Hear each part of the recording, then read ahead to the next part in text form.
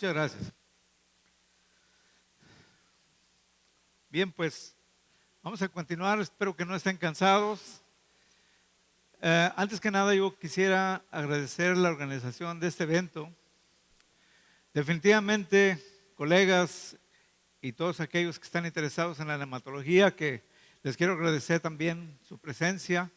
Y considero que este tipo de eventos son fundamentales para poder avanzar en todos los sentidos. Ya se habló aquí de muchos aspectos que tenemos que trabajar de forma sistemática y de forma integral, interdisciplinaria, y eso es algo que necesitamos. Yo, por ejemplo, en lo particular, aprendo mucho de ustedes. Yo no vengo a enseñar, yo aprendo mucho de los agricultores, sobre todo. Cuando voy al campo aprendo de todos los niveles. Es como yo he hecho mis conocimientos y agradezco toda esa interacción que ha tenido en mi vida profesional. Bien, vamos a hablar sobre prácticas sustentables en el manejo de nematos, pero antes que nada a mí me gustaría hacer énfasis en el impacto que el suelo tiene en todo este proceso del manejo de las prácticas sustentables, principalmente para manejar los nematos. Válgase la redundancia.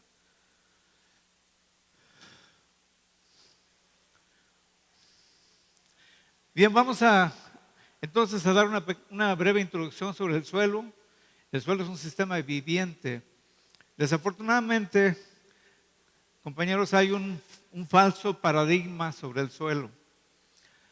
Se dice, y en ocasiones se ha utilizado una imagen que dice que lo que no se ve no existe. Desafortunadamente lo que pasa con el suelo. No vemos lo que existe, lo que hay en el suelo y no le damos importancia. Muchos agricultores que he conocido no les importa el suelo, les importa producir y sacar ganancias y no importa que el suelo es un sistema inerte que hay que meterle pesticidas, nematicidas, etcétera, y la consecuencia de eso es la producción. Digo, es una tristeza porque no es así, definitivamente. Perdón. Bueno, vamos a ver rápidamente las funciones de la diversidad microbiana, pero en particular los nemátodos. Ya se habló de la diversidad microbiana, entonces vamos a hablar más sobre nemátodos y su función principal en la cadena alimenticia y fertilidad del suelo. Vamos a hablar un poco sobre las interacciones de la rizósfera y los microorganismos, la importancia de los exudados radiculares en el manejo de los nemátodos del suelo.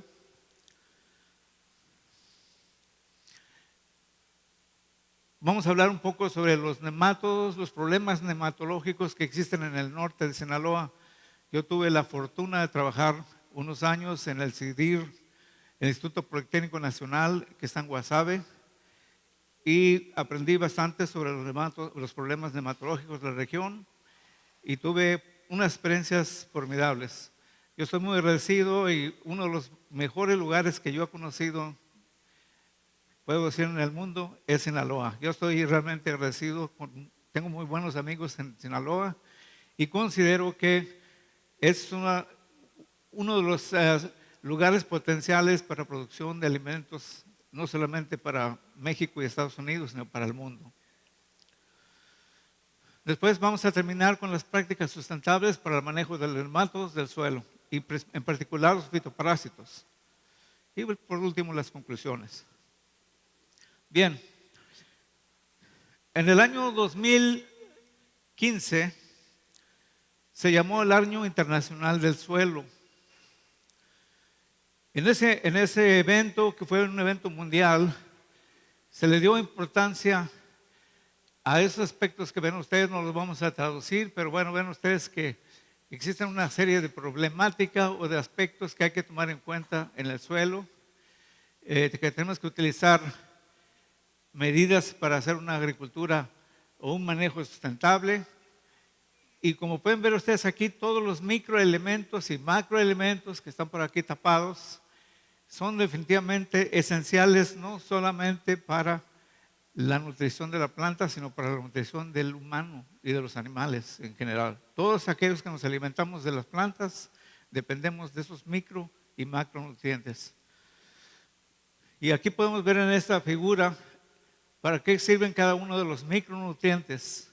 Y se dice que en donde existe suelos sanos, hay una sanidad también, de una sanidad humana o de la vida en general adecuada.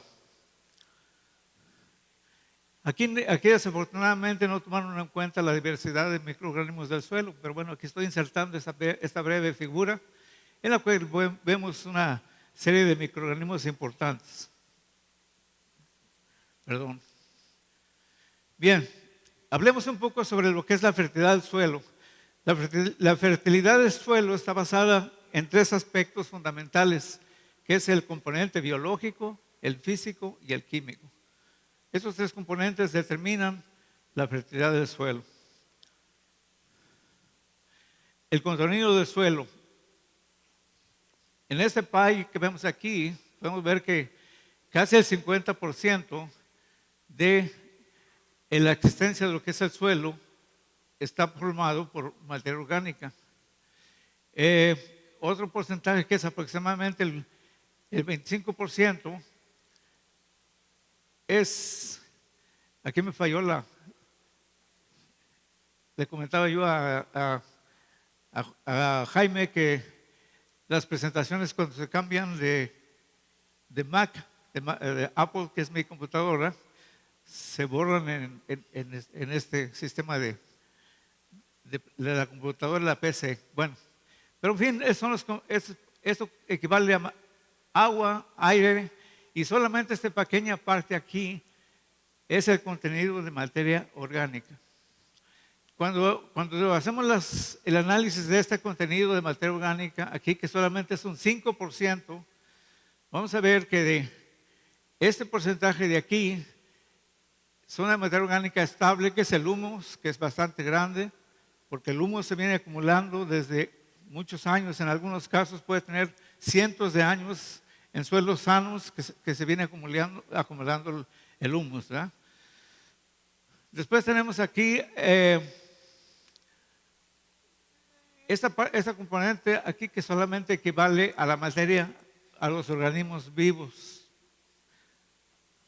Espero que no sé si veo a Jaime aquí, que en la memoria que van a recibir estas figuras estén completas. Si no, yo se las puedo proporcionar.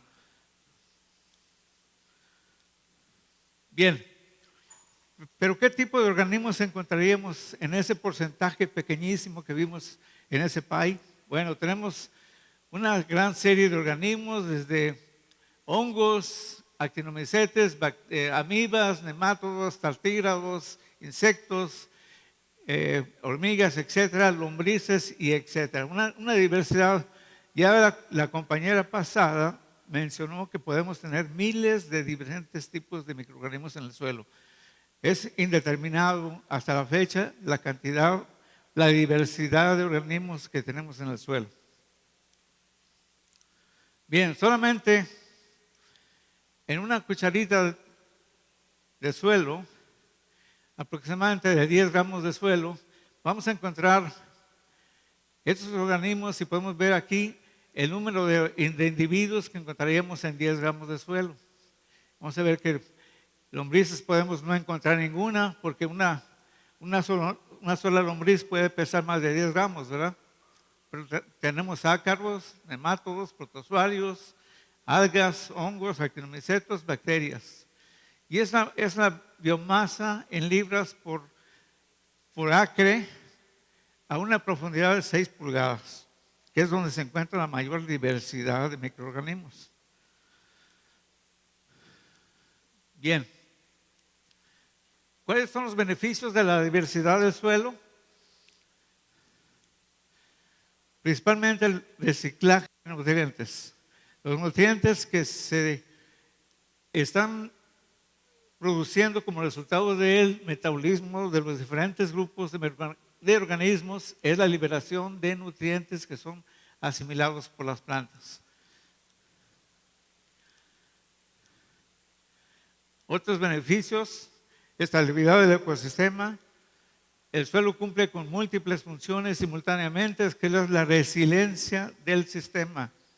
La resiliencia se refiere a la recuperación que el suelo va a sufrir después de que se dejen aplicar una gran cantidad de, por ejemplo, fumigantes, fertilizantes, etcétera. Si nosotros dejáramos un suelo que está completamente saturado de químicos, en un tiempo determinado puede recuperarse y volver otra vez a la normalidad. Esa es una de las capacidades que tiene el suelo. El suelo tiene habilidad de establecerse el efecto de disturbios severos. Por ejemplo, se ha determinado que en suelos en los cuales se han aplicado químicos no necesariamente para la explotación agrícola, sino para la aplicación industrial, incluso suelos que se han contaminado con materiales nucleares, etcétera, se recuperan en un tiempo determinado. Existen ciertos microorganismos que son capaces de metabolizar una gran cantidad de compuestos tóxicos para el hombre.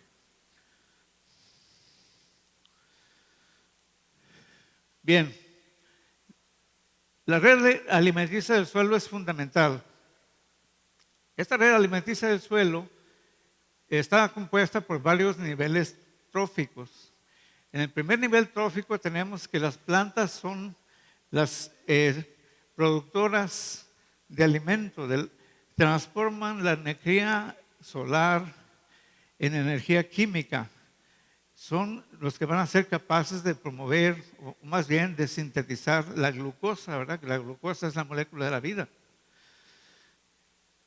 Esas plantas también producen materia orgánica, desechos, residuos, etcétera, que son metabolizados por principalmente bacterias, hongos y los demás existen en este nivel, pero como parásitos de las plantas, o sea, son parásitos que están también liberando compuestos que en el tercer nivel trófico van a ser aprovechados por otro tipo de organismos que son artrópodos, por decir, nemátodos, protozoarios.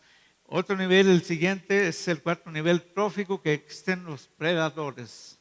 Y luego el quinto, pues que están las aves, animales superiores, incluyendo al hombre mismo, ¿verdad?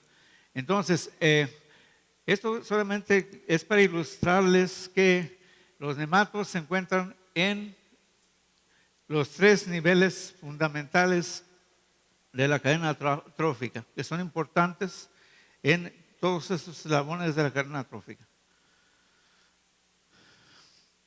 Estos organismos viven en diferentes tipos de asociación, ¿verdad?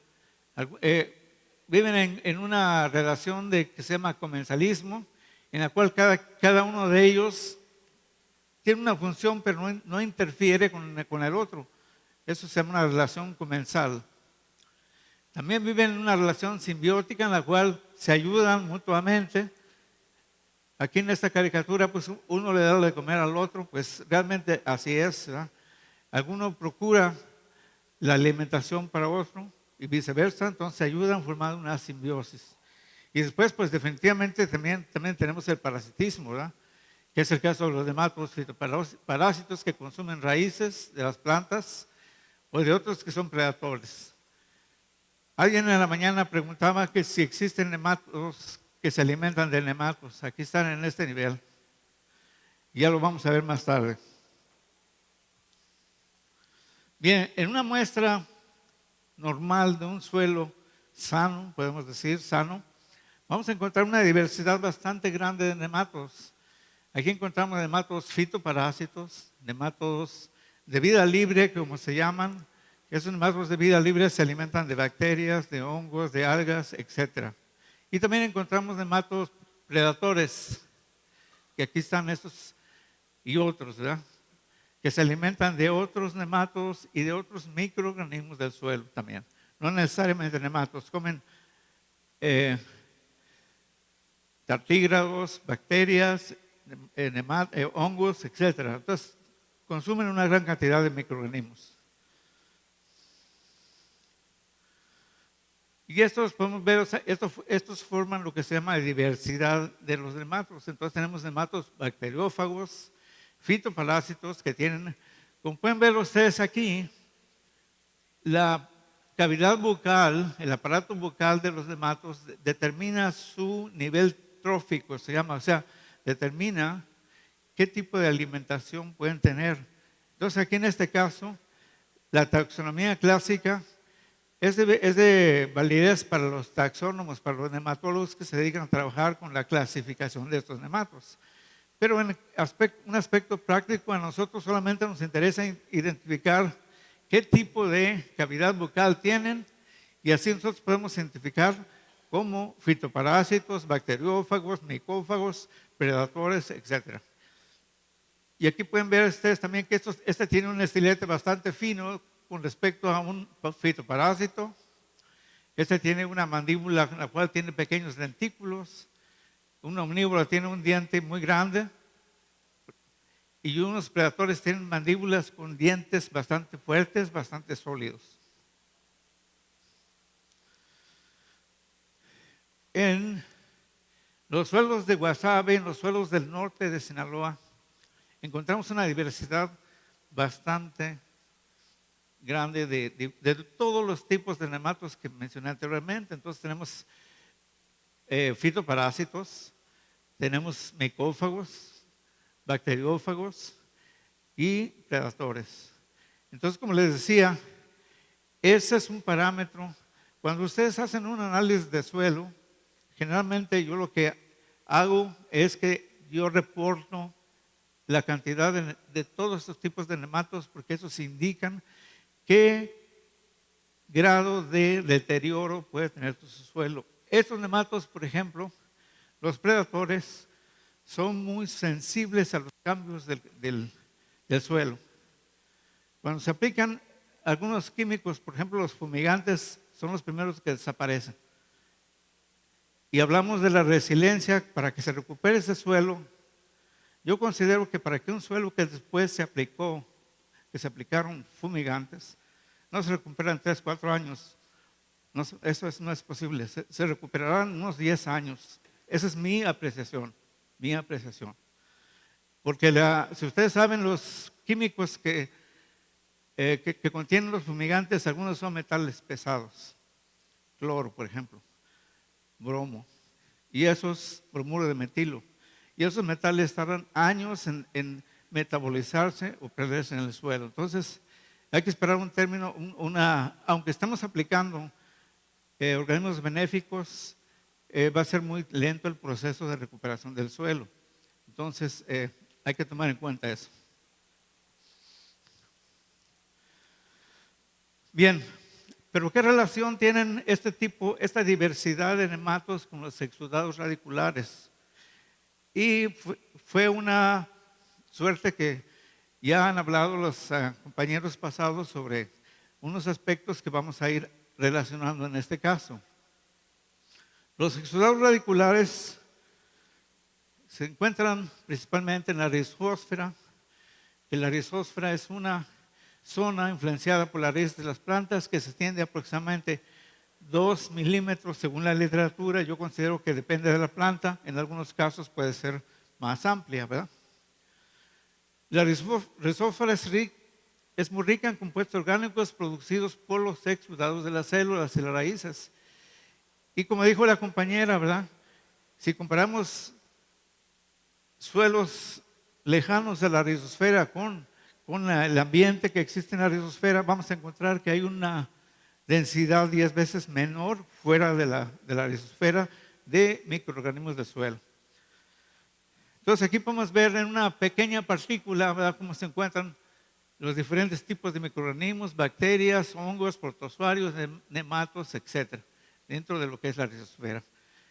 Y una cosa importante, ¿verdad?, que por eso es que la toma de muestras en el suelo, en el campo, debe ser a cierta profundidad, ¿verdad? La mayor densidad o más bien abundancia de microorganismos está en los primeros 30 centímetros del suelo.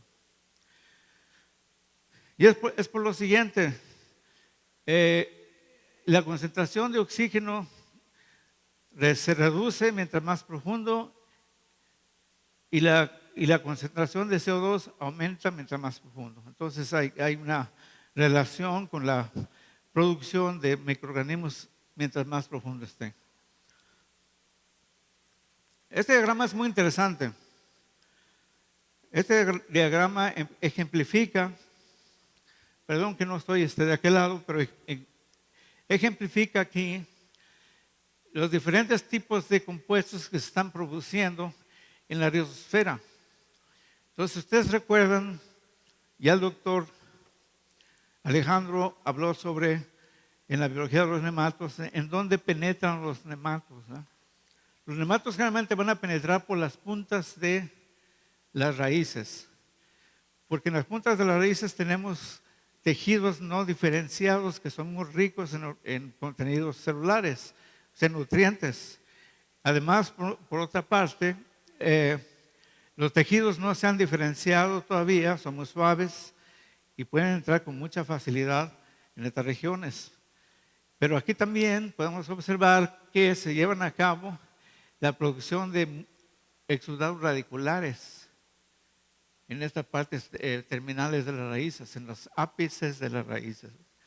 Y luego se producen otro tipo de compuestos, ¿verdad? Que son aquellos compuestos que se liberan cuando en el proceso de descomposición de las células que están muriendo por el desarrollo de las mismas plantas, de las mismas raíces.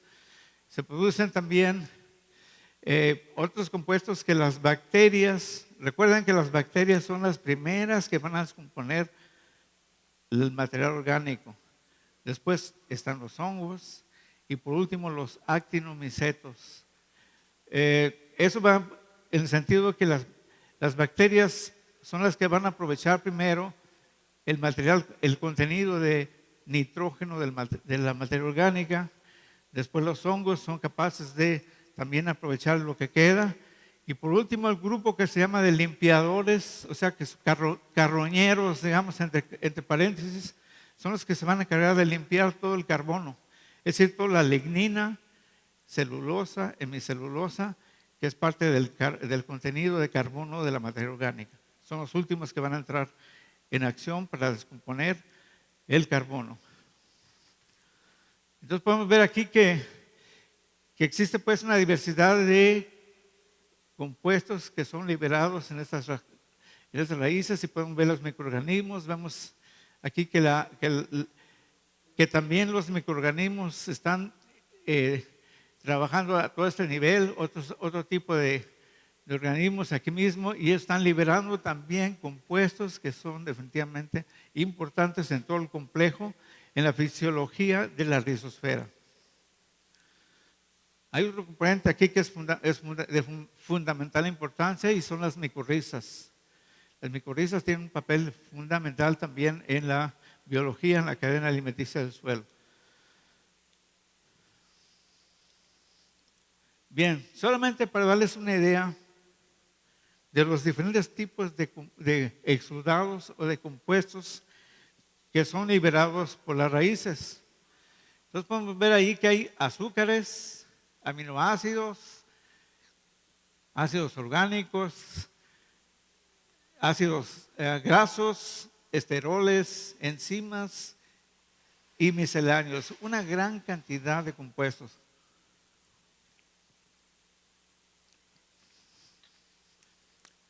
No sé exactamente cuántos, es más, no sabemos todavía cuántos compuestos se están liberando. Ahora, todos esos exudados que vemos aquí, no todos ellos tienen una función benéfica. Existen muchos que no se han determinado su función o su rol en el suelo y muchos de ellos son liberados simplemente por el metabolismo de las plantas o de los mismos organismos que están ahí presentes. Y esos no tienen ninguna función, simplemente son exudados, como es nuestro sudor, por ejemplo, de nosotros, como es una serie de productos de desecho. Pero hay otros que son fundamentalmente importantes en toda la sucesión que hablamos de la cadena alimenticia, o son importantísimos como efectores secundarios de otro tipo de cadena, otra reacción que está concatenada y que un compuesto puede originar un ciclo de reacciones en el suelo. Por eso es que pongo aquí este signo de interrogante, porque no sabemos exactamente. Estamos realmente en ese aspecto empezando a aprender cuál es la función de los exudados radiculares. Afortunadamente ya hay muchas muchos aciertos también. Por supuesto, hay muchos aciertos. Han identificado algunos que definitivamente son de fundamental importancia y ha sido probado que tienen una importancia en todo el proceso, el metabolismo del suelo de la rizósfera. Por ejemplo, les voy a dar un ejemplo de un exudado que tiene una gran importancia en el control de fitopatógenos del suelo. En este caso hablaríamos de pitio, Phytophthora, Fusarium, Pratylencos, etc. Este es un sistema que se llama división, en un sistema de una división en una especie de aparato. Se divide la raíz de una planta. En un lado está el lado infectado. Esta parte del sistema está completamente aislado de aquella y empezamos con un área completamente estéril. Nosotros inoculamos en esta parte Fusarium, por decir, y del otro lado inoculamos rizobacterias promotoras de crecimiento. Las vemos aquí. Estos exudados de aquí que van a promover, aquí están, van a promover que un gen de esta bacteria produzca un antibiótico o un producto un fungicida, podemos decir, que va a suprimir a este patógeno de este lado. Entonces podemos ver que están entrando en la acción este microorganismo y están dando como resultado un producto que va a controlar a uno o más tipos de patógenos del suelo, en este caso. Entonces es uno de los aspectos positivos que tiene los exudados radiculares y esto está completamente identificado ya y eso es lo que pues ha dado pie a que se incremente y que se siga estudiando el aspecto de exudados radiculares, que es fundamental. Por otra parte, en el caso de Melodogine y de otros enquistados, etcétera, Pratylencos, en este pequeño esquema vamos a repetir nuevamente algunos de los conceptos que dio el doctor Alejandro. Este es el estilete del nemátodo. Esta parte aquí es el nemátodo y como se dijo tiene glándulas secretoras y estas dos ámpulas que ustedes ven aquí son los anfidios que tienen la función de secretar ciertas sustancias que van a permitir que el nemátodo empiece a digerir la pared celular. Pero yo le preguntaba a Enrique, el genetista, ¿verdad? El fenómeno es aquel o la hipótesis del gene por gen. El reconocimiento de un patógeno con un hospedero no es casual. Existe un gen en la planta, esta será la célula de la planta. Existe un gen que va a permitir que el otro gen del nemátodo se reconozca y se lleve a cabo el fenómeno o el proceso de la enfermedad. Entonces, cuando no encontramos que un nemátodo no se come una planta determinada es porque no existe ese reconocimiento de los genes. Eso es importante y es muy interesante porque más tarde esto va a ser una estrategia para poder elaborar mecanismos de defensa de la planta o mecanismos que nos permitan inhibir este tipo de compuestos. Aquí vamos a ver los promotores. Ustedes van a ver estos cuadritos y círculos que al ser inyectados por el nemátodo dentro de la célula, tenemos esta molécula receptora que va a dar una señal y se va directamente al núcleo donde se encuentra el DNA. El DNA, al salir del núcleo, que es el RNA mensajero, va a inducir que los organelos encargados de producir proteínas produzcan proteínas que van a ser fundamentales para la alimentación del nemátodo. Ustedes ya vieron aquellas células gigantes que forman el nemátodo. Este nemátodo es tan inteligente, es decir, ha elaborado mecanismos de parasitismo tan sofisticados que se compara con las células cancerosas. Modifica completamente el genoma de la planta para su beneficio. Entonces, estas proteínas definitivamente son las que van a permitir que el nemato mantenga y complete el ciclo de vida que había hablado el doctor esta mañana.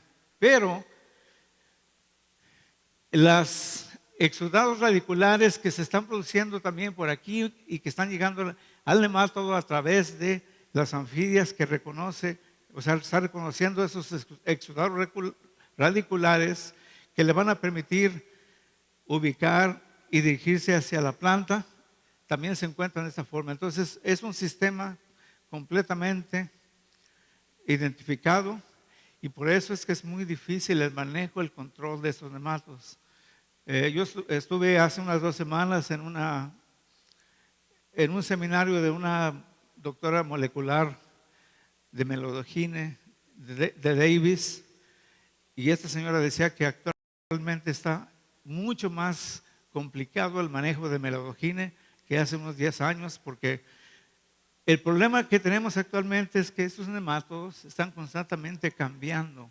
Hablaba el doctor de las razas fisiológicas, hablaba de el proceso de modificación genética que se está dando casi cada día, porque estamos modificando el medio ambiente. La agricultura es un ambiente que modifica, presiona, hace presión de selección de los organismos del suelo y está obligándolos a cambiar.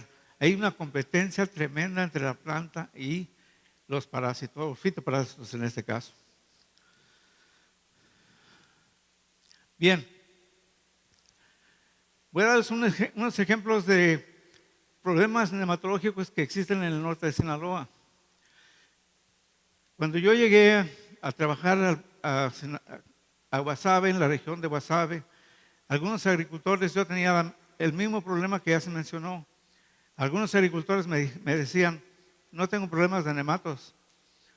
Es más, sí los he visto, pero miren mis plantas, cómo están de grandes. Yo saco una producción muy buena. ¿De acuerdo?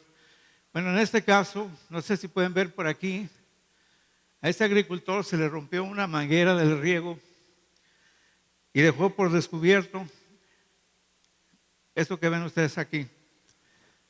Entonces, yo le comentaba, sí, tienes razón, pero tú sabes que el costo que estás invirtiendo para producir estas plantas con esta población de nematos, ¿qué es lo que le estás metiendo cada semana, cada mes para poder producir?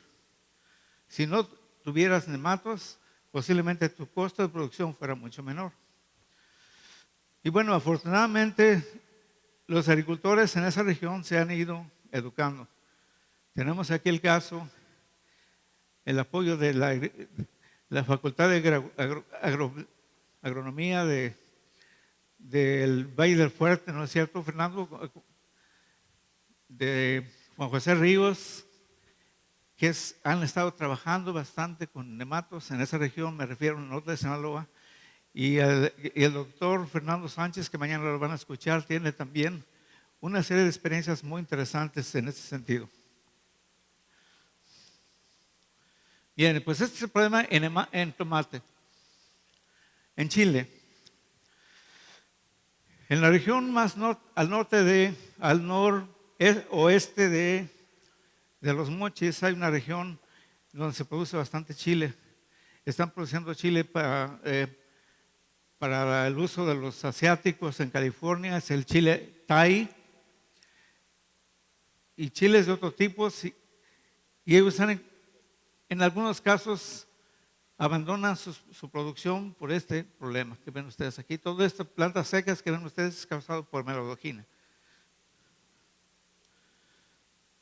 Igualmente, cuando vemos el sistema radicular de estas plantas está así, y cuando lo lavamos, pues tenemos este tipo de agallamiento también, ¿verdad? Nosotros encontramos que esta especie que ataca al chile es Melodogine hispanica. Se le hizo una determinación morfológica y molecular y determinamos que era Melodogine hispanica. La particularidad que tiene esta especie es que ha roto la resistencia en Chile Había variedades de chile resistentes a melodegina hispánica y a nivel de productores europeos se encontraron que rompió la resistencia y es lo que pudo haber pasado en este caso. Esta es una de las fotografías de Fernando y es bell pepper y ustedes pueden ver aquí el daño que causa este nemato, en particular el problema de interacciones. En muchos casos, colegas, el daño de melodegina, independientemente del daño que causa por sí solo, pero favorece la entrada de patógenos como son Fusarium, Rhizoctonia, Phytophthora, etc. Pythium, dependiendo de la etapa de desarrollo de la planta.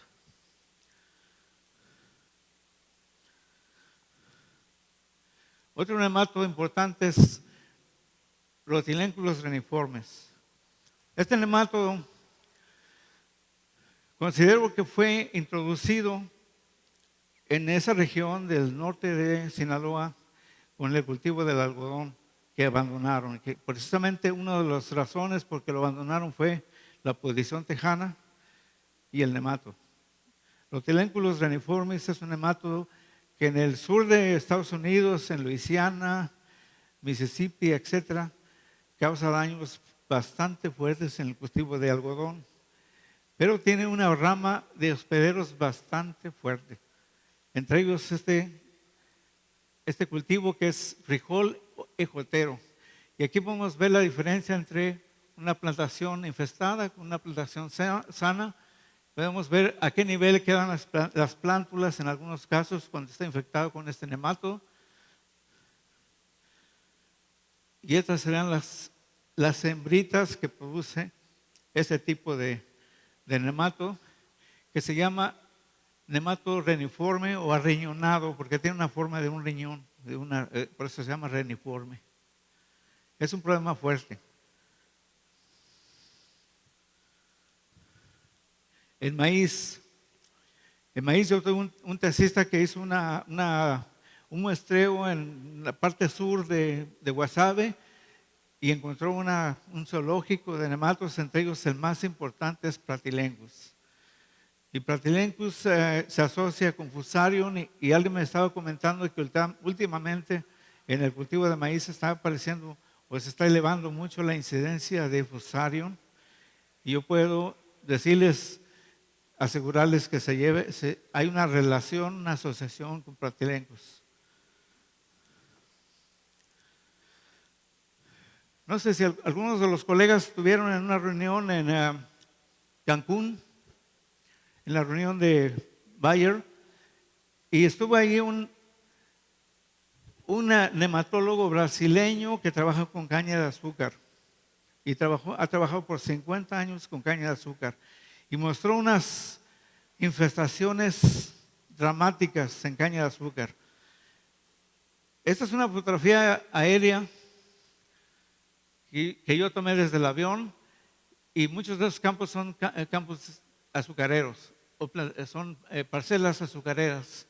Yo he hecho muestreos y he determinado la diversidad de nematos fitoparásitos y hay también una densidad, una abundancia tremenda de nematos en caña de azúcar. Desafortunadamente, ustedes saben que la importancia de la caña de azúcar también en el norte, en la región de los Mochis, ya parece ser que desapareció incluso el mismo ingenio y algo que quedó del ingenio se convirtieron en centros comerciales y ya no existe la producción de azúcar como existió, que fue realmente uno de los aspectos que le dio auge a toda esa región. Entonces, uno de los nematos con más abundancia que se presentan ahí es el Helicotylenchus, que aunque se considera que es un nemato de no muy alta patogenicidad, los números que se obtienen de este nemato son definitivamente elevadísimos y no se puede decir que no están causando daño. Este es un nemato ectoparásito. Ya el doctor explicó los diferentes tipos de parasitismo que se presentan. Bueno, este come por fuera de la raíz, o sea, no penetra, sino que solamente introduce el estilete y por fuera se alimenta. Trabajando con otros aspectos, yo hice un estudio desde la costa hasta lo que pude subir de la montaña. Ya no pude subir más allá de la falda de la sierra, por razones que ustedes deben de imaginarse. No me dejaron subir más arriba, pero en la costa, en suelos arenosos, encontré este nemato que se llama Velonolimus longicaudatus. En Estados Unidos, en California mismo, es un nemato altamente patogénico. Solamente con la presencia de uno o dos de estos nematos en una muestra de 100 mililitros de suelo, ya voy a comentarles un poco sobre el tamaño de muestra, es necesario para tomar medidas de manejo, de control por este nemato. Yo lo encontré en una planta que se llama Zaituna, porque hicimos un estudio a lo largo del río Sinaloa, en todos los relictos que quedan de vegetación, en todo el río, que curvea, por supuesto, y comparamos la diversidad y la abundancia de nematos con aproximadamente 5 kilómetros de distancia en un transecto de campos agrícolas. Y hay una diferencia enorme en cuanto a diversidad de nematos. Por supuesto que en la parte agrícola se han seleccionado solamente los fitoparásitos y en la parte del río hay una diversidad fabulosa de nematos que indica que son suelos sanos definitivamente. Bien, el doctor Alejandro habló sobre de lo que es el nivel de tolerancia de los diferentes cultivos, ¿verdad? Y habló en cierta forma de lo que es el umbral económico. Bueno, en este caso yo tengo esta tabla en la cual esa fórmula que presentó el doctor Alejandro lo estamos asociando con números de nematos, ¿ok? Recuerden que esta se refiere a los estadios infectivos, que son los estadios que van a penetrar y que van a empezar a hacer el daño en las plantas, ¿ok? Entonces, en este caso, son los estadios infectivos. En el caso de ditelencos, pues solamente una sola larva infectiva es el límite de tolerancia y el umbral económico es 25. El umbral económico se refiere a lo que mencionaba él, ¿verdad? Que después de ese límite ya hay daños económicos. Entonces hay que definitivamente hacer algo para bajar esto. Entonces en tomate, imagínense, 2 larvas de melodogine son suficientes para tomar una medida de manejo, de control. En algunos cultivos también esto depende del cultivo, depende del tipo de suelo y otro tipo de factores. Pero imagínense, por ejemplo, que en zanahoria, esta tabla está sacada de un promedio mundial, ¿ok? Pero puede funcionar como una base para nuestros casos, ¿verdad? Es cierto que hay que elaborar una tabla de estas para cada una de las regiones, pero bueno, en el caso de melodogine en el cultivo de la zanahoria, por ejemplo, en el Valle de Coachella, en California, si encontramos 2 larvitas antes de sembrar la zanahoria, es necesario para hacer un tratamiento del suelo, porque 2 larvas son suficientes para que cause daños a la planta que no van a permitir que sea comercial el producto. Uno de los problemas que se presenta en zanahoria es que se produce la bifurcación. Entonces se abre la raíz y ya el mercado no consume ese tipo de producto, ¿verdad? Tiene que estar perfectamente bien porque no tiene. Entonces esa producción se va a la producción de jugos, etcétera, pero ya se pierde porque no era el objetivo del agricultor producir para ese mercado, ¿verdad? Y así, bueno, podemos ver que algunos sí requieren de un límite de tolerancia bastante alto, ¿verdad? Pero otros definitivamente son bastante limitados.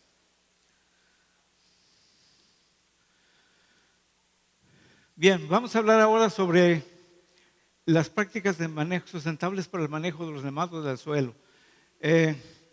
ya todos deben saber a qué se refiere la sustentabilidad, ¿verdad? Que es una de las modas actualmente que se están dando a nivel mundial. La Universidad de California, en particular el campus Davis, que ustedes saben es uno de los campus con los que trabajan mucho más en el aspecto agrícola, están muy fuertes en este campo de la agricultura sustentable, y existe ya una presión mundial para poder llevar a cabo prácticas sustentables que permitan tres aspectos fundamentales. Por un lado, que exista que el producto sea redituable y que le permita al agricultor tener una ganancia aceptable. Por otro lado, que no se causen daños al ambiente. Y por último, que se proteja la diversidad de organismos del suelo. Esos tres aspectos son fundamentales en una práctica sustentable. Bien, y bueno, vamos a definir rápidamente lo que se refiere a control, ¿verdad? Que se define como un esfuerzo para eliminar un organismo no deseable en un tiempo y lugar. Actualmente el control es, al menos que utilicemos fumigantes, los fumigantes sirven para controlar las poblaciones porque eliminan todo, ¿verdad? Son biocidas, definitivamente. Uno de ellos que fue muy popular, que fue el bromuro de metilo, que causó estragos a nivel mundial terribles, y ese sí controlaba los nematos, no hay duda sobre eso. Pero lo que pretendemos actualmente es el manejar, ¿verdad? Y es el proceso de manipular una plaga o enfermedad con medidas o tratamientos selectivos con la finalidad de reducir el umbral económico, que es lo que vimos anteriormente, de los diferentes organismos. O sea, ese es el objetivo de un manejo. Y bueno, este manejo se basa en diferentes tipos de alternativas. Una de ellas son las prácticas culturales, métodos biológicos, naturales, resistencia y tolerancia y control químico, finalmente. Esto en conjunto se llama manejo integral. Las prácticas culturales son aquellas prácticas de cultivo comunes o con algunas modificaciones que van dirigidas a reducir las poblaciones de nematos fitoparásitos. Entre ellos tenemos el manejo del suelo, rotación de cultivos, épocas de siembra, agregados orgánicos al suelo, cultivos de trampa intercalados y plantas antagónicas. Uno de los aspectos que se pretende minimizar actualmente es el uso de maquinaria agrícola pesada, por lo siguiente. La ventaja que tiene el uso de maquinaria agrícola es que el movimiento del suelo, ¿verdad? O el movimiento que hacen estas máquinas, pues obliga a que los organismos, en este caso los nematos, salgan y pues se vean expuestos a la desecación, al aire, etcétera, falta de humedad, y con eso pues se reduce el inóculo de la población de nematos. Las ventajas es que no causa contaminación, excepto por todos los todo el humo que causa el consumo de combustible de la maquinaria, pero afortunadamente aquí estamos en una región en donde no existe una acumulación muy fuerte de humos, ¿verdad? Y no es tóxico para los humanos. Las ventajas es que afecta a los nematos solamente en la capa más superficial. Cambia la estructura y puede causar erosión del suelo. Requiere del equipo especial y costoso. En la feria agrícola, que ustedes tienen aquí en Sinaloa, aquí en Culiacán, he visto maquinaria agrícola que no he visto en otras partes del mundo. Es decir, aquí tienen una de las mejores maquinaria agrícola más avanzadas, honestamente, que en otras regiones agrícolas de América Latina, por decir. Entonces, utilizan mucho la maquinaria agrícola y desafortunadamente tenemos el monocultivo del maíz, que es uno de los cultivos que más utiliza este tipo de maquinaria. que es realmente considero, es otro tema aparte, pero considero que el monocultivo del maíz no es una alternativa adecuada para un manejo sustentable. Bien. Definitivamente esta práctica tiene un impacto drástico en las poblaciones de microorganismos del suelo. ¿Por qué? Porque vamos a voltear con el arado, vamos a perforar, etcétera. Y como habíamos dicho, la mayoría de los microorganismos se encuentran a 30 centímetros de profundidad, aunque hay unos que van a estar mucho más abajo, por supuesto también, pero va a modificar la densidad, la diversidad y las poblaciones de los nematos, bacterias, hongos y otros a esa profundidad de 30 centímetros.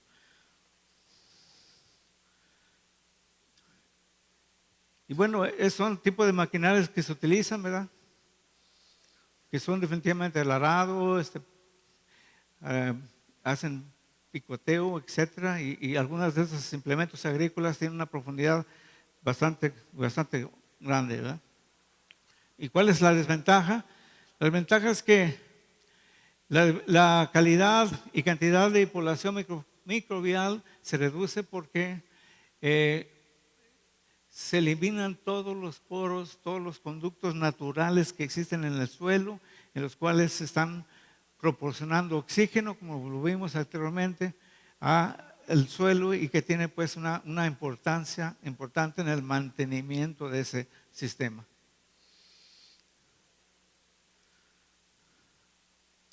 Rotación de cultivos. Bueno, el objetivo de la rotación de cultivos es que habrá que introducir cultivos con diferentes grados de susceptibilidad y con el propósito otra vez, ¿verdad?, de mantener un nivel de población abajo del umbral económico. Esa es la idea. Uno de los aspectos importantes, ya se mencionó, es que tenemos que conocer la diversidad de especies que existe allí para poder saber con qué cultivo podemos rotar. Eliminar malezas y plantas voluntarias hospedantes de nematos. Hemos visto con el doctor Sánchez que después de que pasan toda esa maquinaria en algunos campos donde cultivan tomate, quedan muchas plantas de malezas. Muchas plantas de malezas, llámensele como se le llamen, ¿verdad?, que son hospederas del nemato y quedan ahí. Él en una ocasión me mostró una planta que tiene un sistema radicular de unos 2 metros.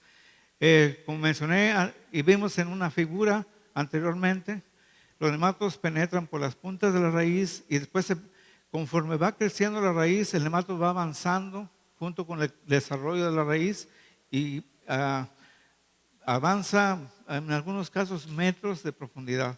Y ahí sobreviven en el ciclo anterior y cuando viene el nuevo ciclo vuelven otra vez a subir. Perdón, no hemos terminado aquí. Entonces se recomienda remover residuos de raíces y otros materiales contaminados porque son reservorios de nematos. En algunos casos, en algunas casas sombras en aquella región del norte de Sinaloa, lo que hacen es arrancar todo el sistema radicular de las plantas que estuvieron cultivando, ya sea tomate, chile, pepino, etcétera, los acumulan y luego le prenden fuego, los queman. Entonces es un problema de contaminación también, pero bueno, al menos es lo que hacen para eliminar todo este residuo que queda de materiales infectados, porque ya también el doctor explicó que en algunos casos algunos nematos pueden sobrevivir por muchos años en forma seca. El nemato se puede secar, en cuanto tiene condiciones ideales vuelve otra vez a activarse y nuevamente a infectar las plantas. La rotación de cultivos tiene ciertas desventajas. Los cultivos nuevos, aquí le puse entre comillas, requiere que el agricultor un aprendizaje de nuevas prácticas de cultivos. Muchos agricultores no van a querer cambiar su cultivo de tomate por otro cultivo. No van a querer cambiar el chile por otro cultivo porque ellos viven de los cultivos que están produciendo por años. Entonces es muy difícil que se les pueda inculcar este tipo de filosofía, ¿verdad? Cambiar, rotar cultivos. Los patrones climáticos de la región pueden ser no compatibles con los cultivos nuevos. No vamos a meter un cultivo que no es hospedante a Melodogine, que se cultiva en las partes frías o en las partes muy tropicales aquí en Sinaloa. Entonces, es otro aspecto que las condiciones climáticas no nos permitirían hacer ese tipo o adoptar esa alternativa. Y luego, por último, pues los requerimientos de mercado, ¿verdad?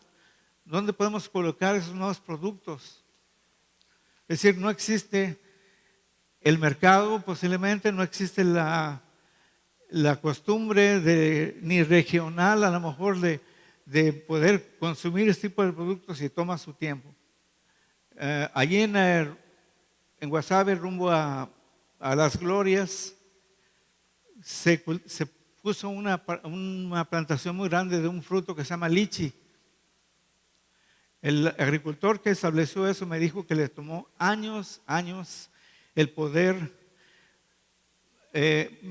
entrar al mercado para mandar su producto o para que la gente aceptara ese producto en la región. No lo conocían, es un producto que viene de Asia, no lo cultivan y lo comen en Vietnam, en las islas en Filipinas, etcétera, pero en México yo no lo conocía honestamente hasta que vine aquí a Sinaloa. Y así hay muchos productos nuevos que se requiere de un tiempo prolongado para la gente se acostumbre y para que pueda abrirse una ventana en el mercadeo de productos. Por lo tanto, tiene sus ventajas la rotación de cultivos, ventajas prácticas. Bien, pero bueno, definitivamente cuando nosotros adoptamos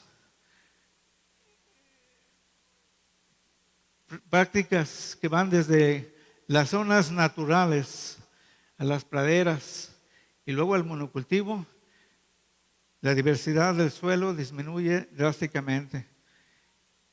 Cuando empezamos a hacer rotación de cultivos, la diversidad vuelve a aumentar otra vez.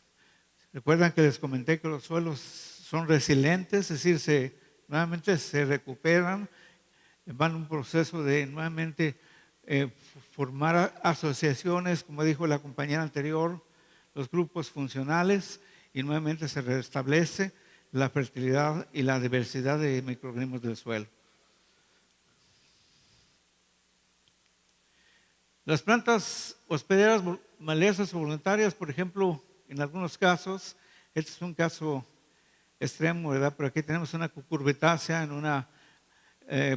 en medio de una plantación de ajo o de cebolla. Entonces, pero es una planta que puede ser susceptible a Melodogine. Y esta solamente es para ilustrarles qué tan profundas pueden llegar a ser las raíces de algunas plantas, principalmente las gramíneas. Se habló esta mañana de que algunas gramíneas no producen nódulos, pero sí tienen nematos. ¿Okay?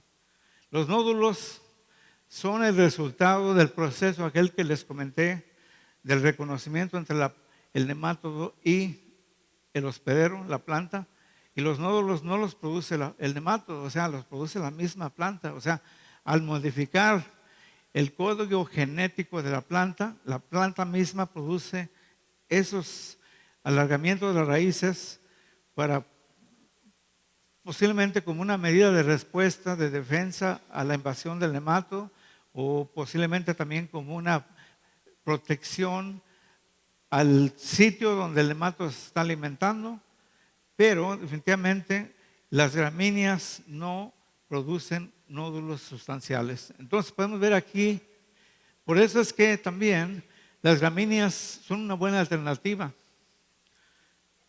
Sí.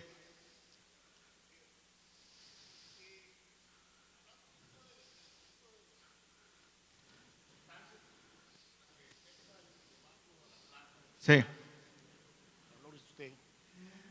No ha salido al mercado algún producto que pueda confundir al nematodo o que transforme esa señal de que ahí está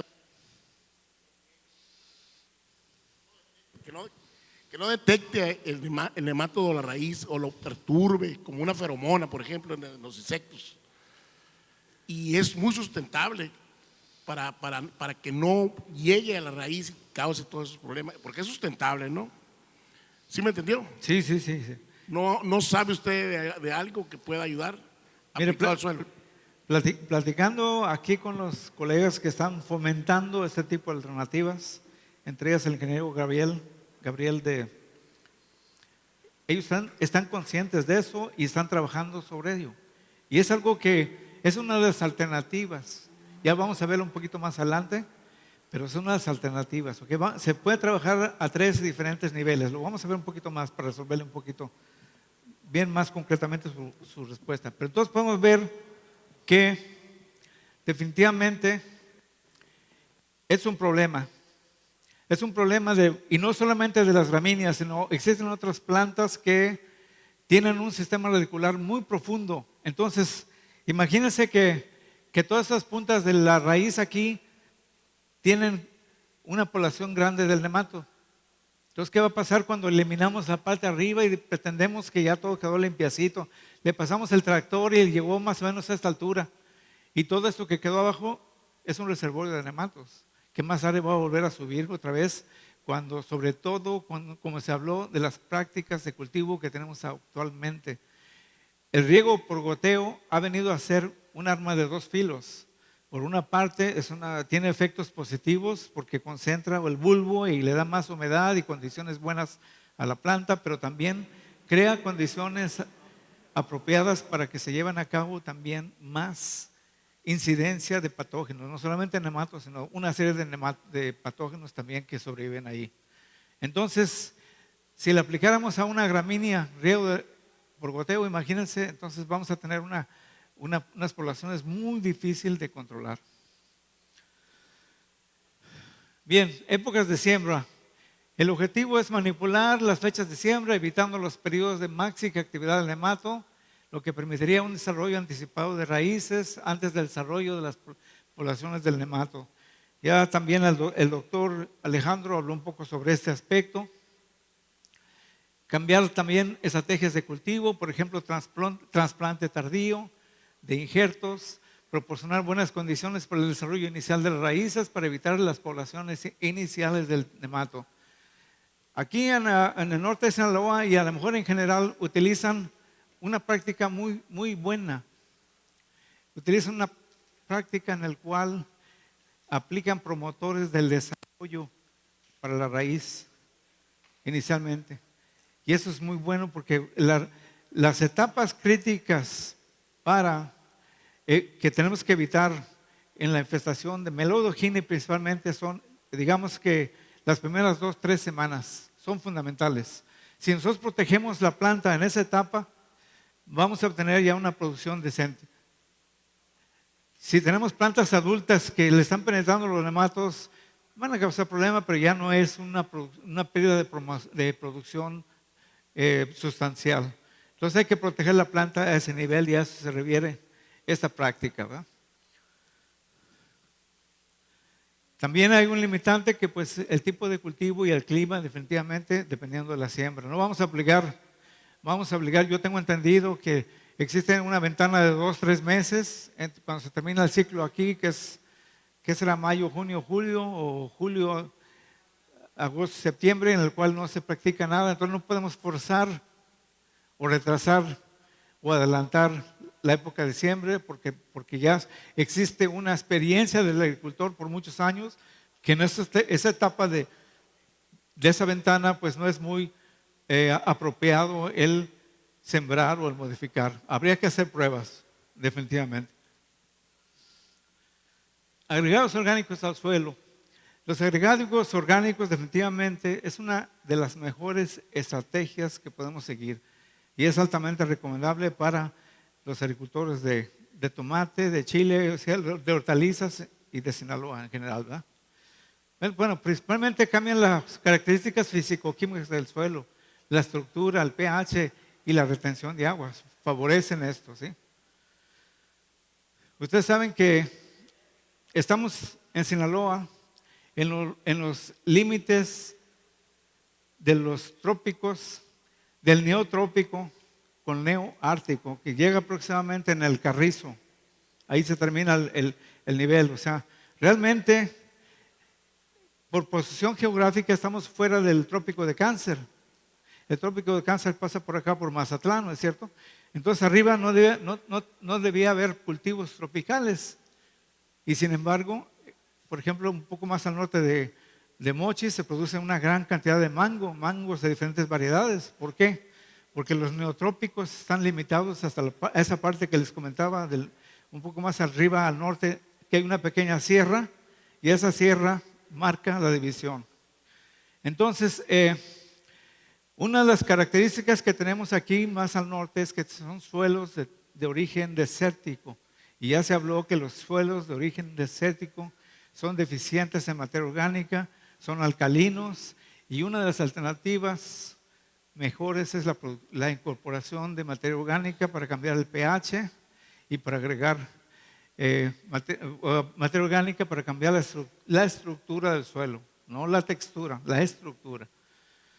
Características biológicas es que la densidad y diversidad de los microorganismos crece en la calidad del sustrato donde los microorganismos se multiplican. Eso es definitivamente una ventaja que tiene esto. Podemos incorporar esqueletos animales porque liberan amonio, liberación de nitrógeno, liberación de moléculas orgánicas y dan un mejor desarrollo de plantas. Se logra un incremento en la cantidad y diversidad de microorganismos. Se liberan fertilizantes orgánicos e inorgánicos, nitrógeno, cianamida de calcio, ácidos húmicos, incorporación de quitina, liberación de amonio e incremento de microorganismos quitinolíticos. Hay una cosa importante, colegas, que yo encontré algunos agricultores que les venían a vender disque productos que contienen quitina para controlar nematos, para controlar los estadios filiformes. El doctor Alejandro explicó muy claramente que la cutícula del nematodo vermiforme no contiene quitina. O sea, no pueden controlar nematos de estadio infectivo con productos con quitina. ¿Y cuál es el mecanismo? Se aplica la quitina, los compuestos con quitina al suelo, se incrementan las poblaciones de microorganismos quitinolíticos que se van a alimentar de esa quitina, y una vez que la digieren, que la terminan, se van sobre los huevecillos que sí contienen quitina. Los huevecillos de melodogine y los huevecillos de todos los nematos tienen quitina. Entonces, de esa forma se logra un manejo de la población de nematos. Disminuye la cantidad de huevecillos en el suelo, pero no de los estadios filiformes. Entonces, que no les engañen porque no controla los filiformes. Bien, un aspecto importante, y creo que la compañera habló sobre esto. Miren, ¿qué es lo que pasa cuando nosotros incorporamos materia orgánica con una proporción altísima de carbón y una proporción baja de nitrógeno? Ustedes saben que una de las condiciones para hacer un composteo adecuado es que la proporción carbono-nitrógeno no debe ser mayor de 30:1. Es el límite máximo. Entre menor, mejor. ¿Qué es lo que pasa en este caso? Bueno, hay liberación de CO2. La proporción de carbono y nitrógeno en bacterias y hongos es de 8:1. O sea, los organismos en sí tienen esta proporción. Entonces, ¿qué va a pasar cuando existe esta proporción? Que para que estos microorganismos, las bacterias y los hongos puedan descomponer toda esta materia orgánica, toman el nitrógeno del suelo. Y por eso muchas veces cuando ustedes aplican materia orgánica van a ver clorosis en sus cultivos inmediatamente. ¿Por qué? Porque las bacterias y los hongos están asimilando el nitrógeno del suelo para poder llevar a cabo sus procesos metabólicos. Yo en una ocasión encontré en viveros ornamentales en el estado de Morelos, la gente estaba utilizando una combinación de materia orgánica, utilizaban compuestos vegetales de de coco, de la fibra de coco y otros tipos de productos, y las plantas estaban completamente cloróticas porque le estaban robando todo el nitrógeno, el poco nitrógeno que tenía ese sustrato, ¿verdad? Suelo. Bueno, entonces este proceso se llama inmovilización.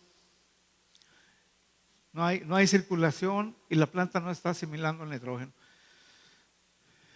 Cuando nosotros aplicamos una materia orgánica con una proporción carbono-nitrógeno de aproximadamente 9:1, otra vez, ¿verdad? Como dije, las bacterias y los hongos tienen una proporción aproximada de 8 partes por una en su masa estructural, en su cuerpo, ¿verdad? Y en este caso se lleva a cabo la mineralización, que es el proceso en el cual los microorganismos liberan nitrógeno y se va al suelo, y este nitrógeno es aprovechado por las plantas. O sea, es un proceso nutricional adecuado en este caso. Entonces hay que tener cuidado de no agregar materiales orgánicos con un alto contenido de carbono. ¿Okay? El carbono lo necesitan los microorganismos para producir masa, es decir, para producir volumen, o sea, para incorporarlo en sus paredes celulares, para incorporarlo en todas sus reproducirse ellos, ¿verdad? Pero el nitrógeno se lo utilizan definitivamente para sus procesos metabólicos y liberan parte de ese nitrógeno que están asimilando. Entonces, eso es lo más adecuado, ¿verdad? Otra vez se liberará el carbono con una proporción similar a este caso. Bien, cultivos intercalados. Hace unos 30 años pasé por Sinaloa. A lo mejor fue la primera vez que pasé. Y honestamente me sorprendió ver que había unos campos hermosos. Es más, si ustedes estuvieron alerta, hubo un artículo en el National Geographic, en la revista de National Geographic, que ejemplificaba y ponía como ejemplo el estado de Sinaloa en la producción de tajetes a nivel mundial. Yo vi una inmensidad de campos que producían tajetes. Los utilizaban, si mal no recuerdo, para alimentar aves, o sea, pollos para poder producir, gallinas más bien, para producir huevos rojos. Pero actualmente yo estuve trabajando con una compañía en Los Mochis que están utilizándolo para producir pigmentos para el uso de la producción de alimentos, para colorear alimentos. Entonces, es una alternativa que hay que recuperar. Y bueno, estas son plantas que son definitivamente antagónicas a nematodos. Y se refiere a que son antagónicas porque liberan ciertos compuestos que pueden ser nematicidas o que pueden ser incluso repelentes a nematodos. No necesariamente nematicidas, sino repelentes. Ya creo que la compañera mencionó algo sobre esto, ¿verdad? Entonces, habría que recuperar nuevamente esa práctica. Me parece, Fernando, que la UAS, ustedes tienen un campo por aquí arriba de Guasave en donde han sembrado tajetes. Yo vi unos campos de tajetes también hay por ahí, entonces sería una buena práctica el continuar con esta rotación, ¿no? Bueno, y se pueden utilizar tajetes, crotalarias, crotalaria, espárragos officinales, etc. Entonces hay diversos tipos de plantas que están ya determinadas, están siendo ya reconocidas como antagónicas o trampas para nematos. En algunos casos, no solamente los repelen, sino los atraen. El nemátodo es capaz de penetrar, pero no se reproduce. Entonces quedan ya, una vez que penetra la larva infectiva, el nemátodo no puede continuar su ciclo y queda ya atrapado, podemos decir ahí, y ya no termina su ciclo. Métodos físicos: solarización, desecación, agua caliente. Y la solarización consiste pues, en elevar la temperatura del suelo con radiación solar. El suelo se humedece, como dijo el compañero, ¿verdad? Y se cubre con una capa de polietileno transparente. Las ventajas: es efectivo contra diversas especies, transforma las características físico-químicas y biológicas del suelo. Es un método amigable en el medio ambiente y no se requiere de equipo especial para aplicarse. Desventajas. Es un proceso que toma un periodo de tiempo considerable. Creo que el amigo, el Ernesto mencionaba de algunos meses en algunos casos, ¿no? A lo mejor sí. Yo honestamente considero, yo he trabajado con la solarización en California y como ya hay una solarización tremenda, la temperatura llega a subir a 110, 115 grados. En algunos casos, un mes es suficiente para matar todo lo que está en la superficie del suelo, superficie. Entonces, se requieren condiciones ambientales específicas, pero otra vez es efectivo solamente para la capa más superficial. Algunas especies de nematos son resistentes a temperaturas elevadas, como ya se vio. ¿Qué pasó aquí?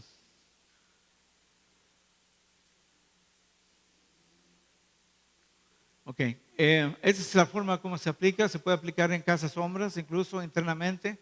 Y aquí solamente para indicarles que a 3 niveles de profundidad, 5, 10 y 15 centímetros, aquí podemos ver en esta escala, en esta gráfica, cómo sube la temperatura, que sería,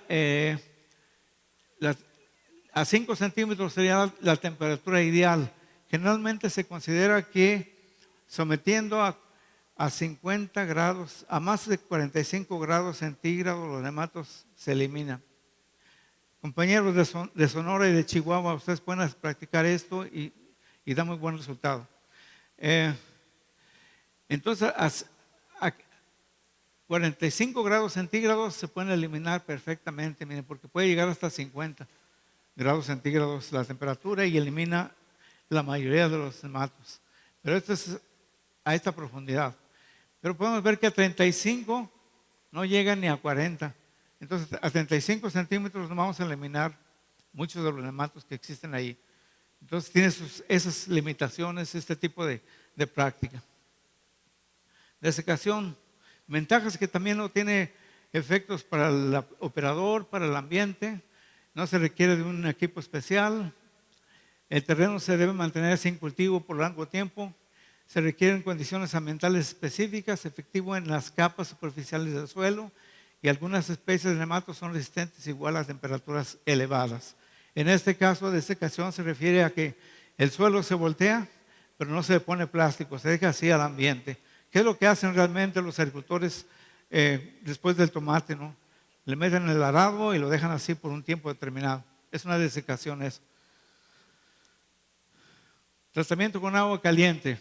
Algunos nematos fitoparásitos pueden ser eliminados cuando las partes de las plantas infectadas son sumergidas en el recipiente con agua a temperaturas de 43 a 50 grados. Las ventajas son que sin riesgo de contaminación para el ambiente de los operadores, y tenemos como ejemplo papa, ajo, bulbos y rizomas. Desventajas: aplicado solo a material vegetativo de siembra, se requiere de equipo especial, temperatura y tiempos específicos para la especie de nemato y la planta, y hay posibilidades de fitotoxicidad. Si se pasa un poco más la temperatura del grado letal de germinación de la semilla o de los rizomas, se mata el tejido vegetativo y ya no germina, o hay problemas de retraso de desarrollo, de crecimiento. Es una de las ventajas. El control biológico, que es uno de los aspectos que ustedes han visto aquí, y se trata de disminuir las poblaciones de nematos fitoparásitos por efecto de acción o la acción de organismos antagónicos vivos. Agentes potenciales de biocontrol: hongos, bacterias, nematos, insectos, ácaros, etc. Los hongos, pues ustedes saben que hay diversos tipos de hongos, ya lo vimos, ya se revisó un poco sobre esto. Hongos con esporas mótiles, hongos con esporas adherentes, y aquí tenemos los ejemplos.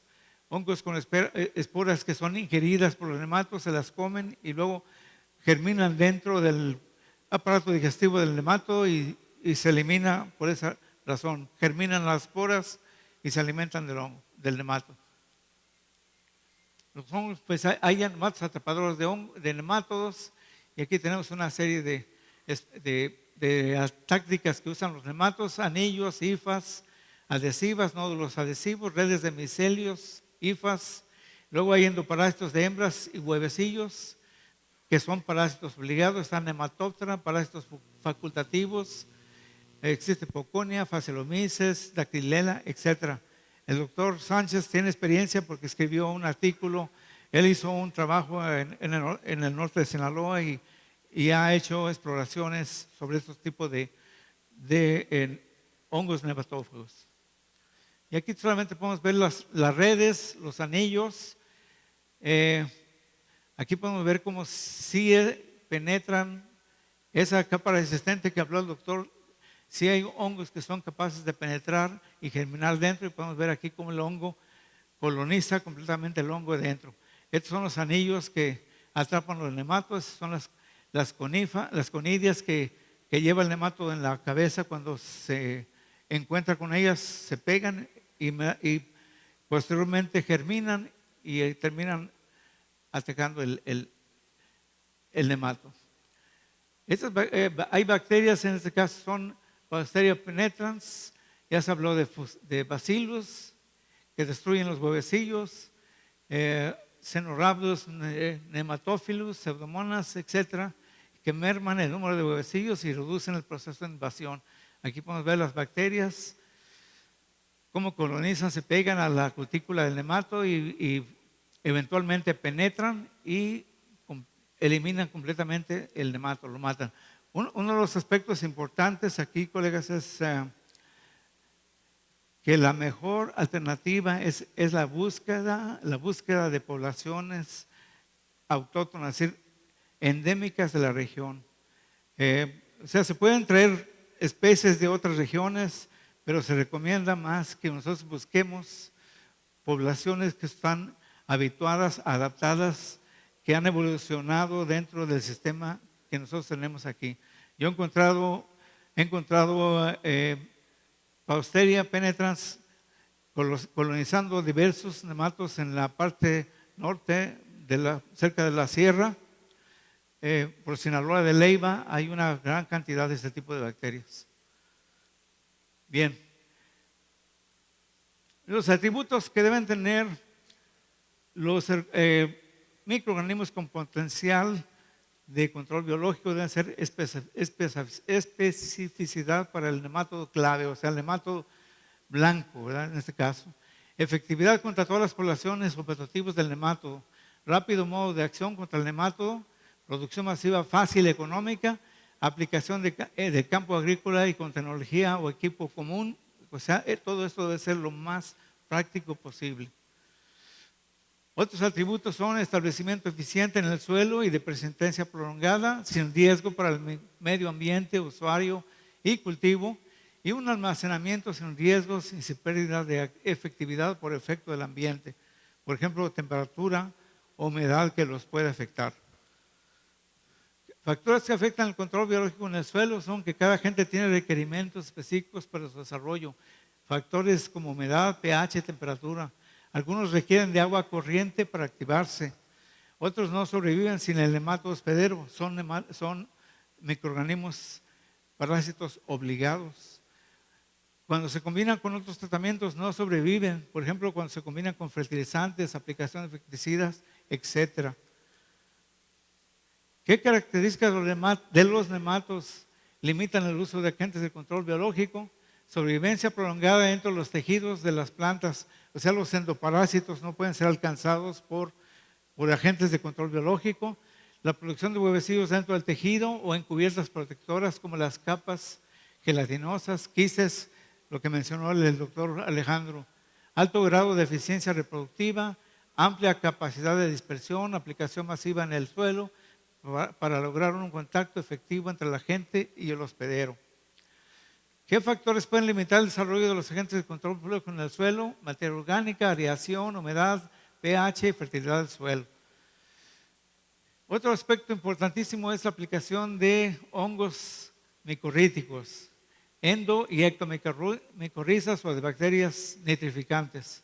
Sus funciones son desarrollo de las plantas, fijación de nitrógeno, movilización, inmunización y resistencia. Y ya la compañera habló sobre la asociación que existe y en algunos casos forman barreras para que los nematodos no penetren. Resistencia, tolerancia, también ya vimos ese aspecto muy bien. La resistencia es la habilidad de una planta de tener el desarrollo de producción del nemato. Una prensa resistente no permite la reproducción de una especie de nemato. Y aquí vemos una variedad resistente en comparación con una susceptible. La tolerancia es la habilidad de una planta de tolerar la infección de una especie o raza de nemato. Una planta tolerante sufre un daño menor aún con altas poblaciones del nemato. Estos son ejemplos de variedades de tomate resistentes. Lo que indican estas letras aquí es que tiene resistencia a Verticillium, Fusarium y nematos. Y cuando ven otro tipo de letras es porque tienen resistencia a virus también.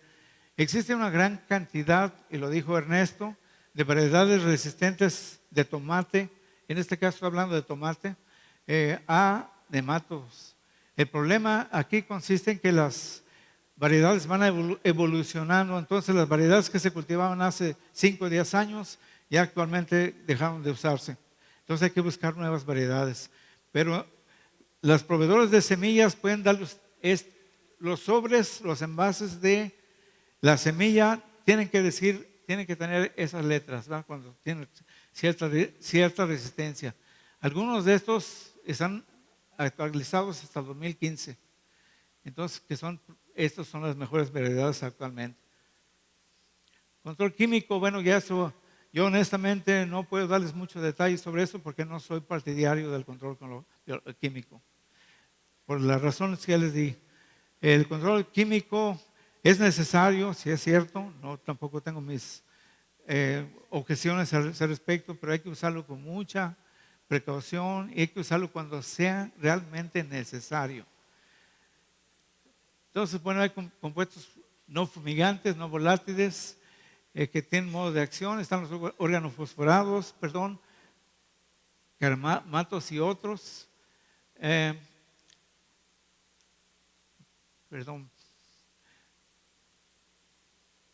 Hablamos sobre los volátiles fumigantes, que son el dicloropropeno, cloropicrina, etcétera, otros tipos de compuestos. Bien. Hay otras estrategias nuevas de manejo para el control de nematos, fitoparásitos hacia una agricultura sustentable. Modificación e introducción del ciclo de vida para reducir el umbral económico. Entendimiento de la biología del nemato para elaborar medidas de manejo utilizando tecnología de punta. Desarrollar metodologías al alcance del usuario y cumplan con los requerimientos actuales del usuario, medio ambiente y económicamente redituables. Otras áreas prometedoras son biofumigación, extractos vegetales, injertos, cultivos hidropónicos en suelo.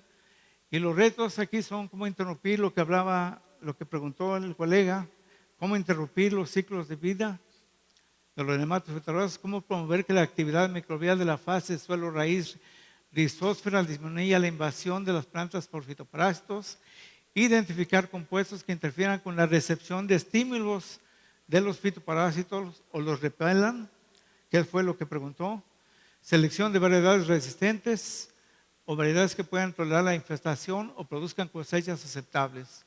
¿Qué necesita el agricultor? Prácticas confiables, justificación económica, métodos sencillos o fáciles de aplicar. ¿Qué requiere el investigador o técnico? Un seguimiento cuidadoso de experimentos, pruebas. Es para la mayoría de ustedes, colegas. Conocimientos para hacer predicciones y recomendaciones. Tiempo, mano de obra, fondos y una buena intuición, creatividad, imaginación. ¿Qué demanda el consumidor? Productos de calidad, productos libres de residuos tóxicos, variedad y un precio aceptable. Conclusiones generales para terminar. La aplicación de fertilizantes, prácticas agrícolas y mecanizadas inducen cambios drásticos en la actividad, diversidad y abundancia de microorganismos del suelo, los nematos.